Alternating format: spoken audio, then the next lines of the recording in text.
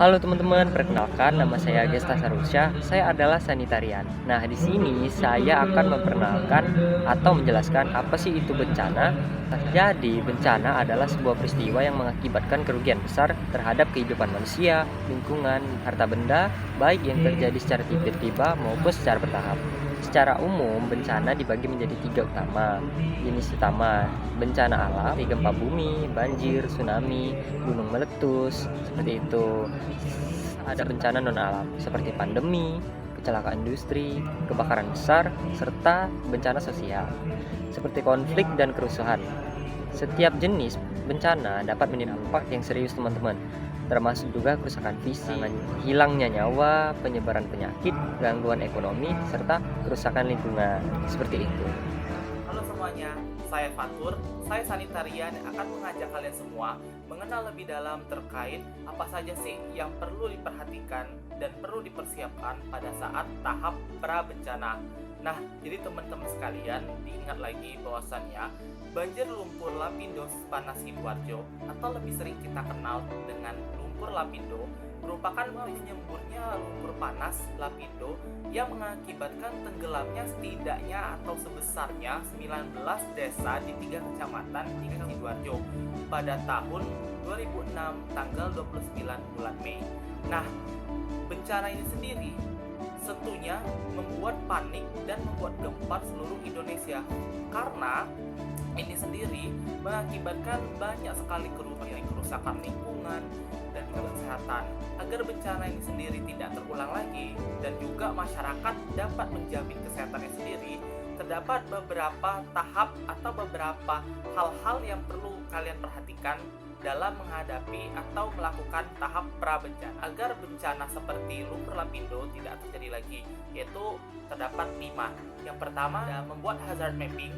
Yang kedua, jadi untuk mitigasi sendiri atau pembuatan hazard mapping sendiri merupakan kita membuat suatu titik atau suatu wilayah yang dimana wilayah tersebut memiliki daerah rentannya sendiri.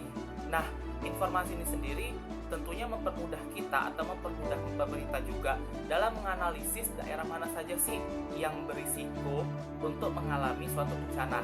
Training atau pelatihan. Yang kedua yaitu melakukan training atau pelatihan. Perlu kita tahu bahwasannya bencana adalah sesuatu yang sangat tidak kita inginkan, tetapi kita tetap perlu dalam menjaga dan juga melakukan pelatihan agar saat kita terkena bencana nantinya kita akan bisa dan tidak kaget.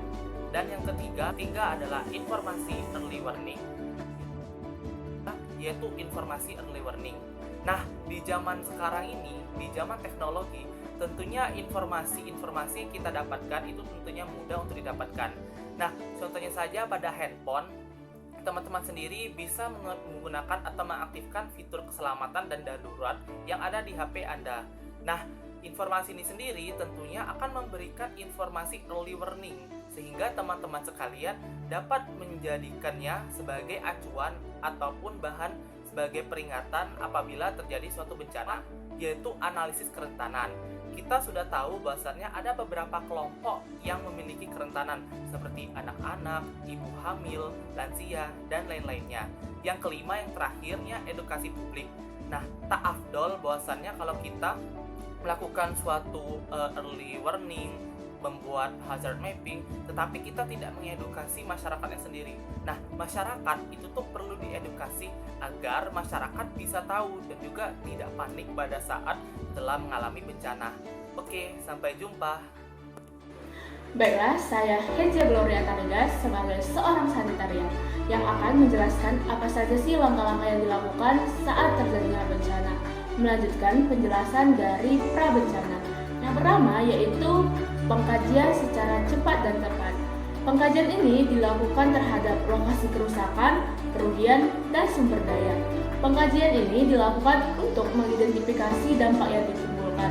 Dampaknya meliputi cakupan lokasi bencana, jumlah korban, kerusakan sarana dan prasarana, dan gangguan pelayanan umum. Yang kedua yaitu penentuan status keadaan darurat bencana. Penentuan status ini dilakukan oleh pemerintah setempat.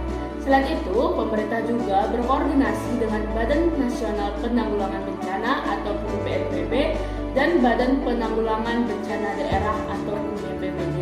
Ini akan menjadi acuan untuk pengerahan sumber daya manusia, peralatan dan logistik, perizinan, dan hal-hal. Baiklah, langkah selanjutnya yang dilakukan yaitu penyelamatan dan evakuasi masyarakat terkena bencana. Penyelamatan ini meliputi pencarian dan penyelamatan korban serta evakuasi korban. Langkah selanjutnya yaitu pemenuhan kebutuhan dasar. Kebutuhan dasar yang diperlukan yaitu air bersih, pangan, sandang, posko penampungan, dan pelayanan kesehatan. Selanjutnya yaitu melakukan perlindungan kepada kelompok rentan. Kelompok rentan tersebut adalah seperti bayi, balita, ibu hamil, lansia, dan penyandang disabilitas. Nah teman-teman, kembali lagi bersama saya. Saya akan menjelaskan apa itu recovery atau proses recovery setelah bencana atau pasca bencana. Jadi, proses recovery atau pemulihan pasca bencana adalah serangkaian langkah yang dilakukan untuk memulihkan kondisi kehidupan masyarakat dan lingkungan tentunya yang terkena dampak dari bencana tersebut. Proses ini bertujuan untuk memperbaiki infrastruktur, mengembalikan layanan dasar, serta mendukung kesehatan fisik dan mental yang terkena bencana. Nah, berikut adalah tahapan umum proses recovery pasca bencana.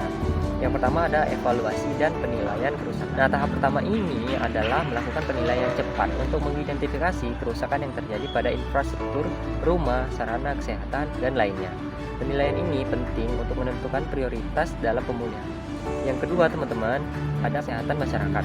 Nah, dalam tahapan ini fokus utamanya adalah mengatasi masalah serta yang muncul akibat bencana seperti wabah penyakit, penyediaan air bersih, sanitasi yang baik, dan sebagainya. Yang ketiga ada pemulihan infrastruktur rumah. Pembangunan kembali infrastruktur dasar seperti jalan, jembatan, rumah, dan fasilitas umum yang rusak akibat bencana. Nah, ini termasuk juga perbaikan sistem distribusi air, listrik, dan komunikasi. Proses ini memerlukan waktu yang panjang, teman-teman, bergantung pada tingkat kerusakannya. Yang keempat, pemulihan ekonomi. Kegiatan ekonomi yang terganggu akibat bencana harus dipulihkan, termasuk bantuan untuk petani, pedagang, dan industri lokal lainnya. Program bantuan ini menciptakan lapangan kerja baru dan memulihkan sektor ekonomi yang terdampak juga penting, teman-teman.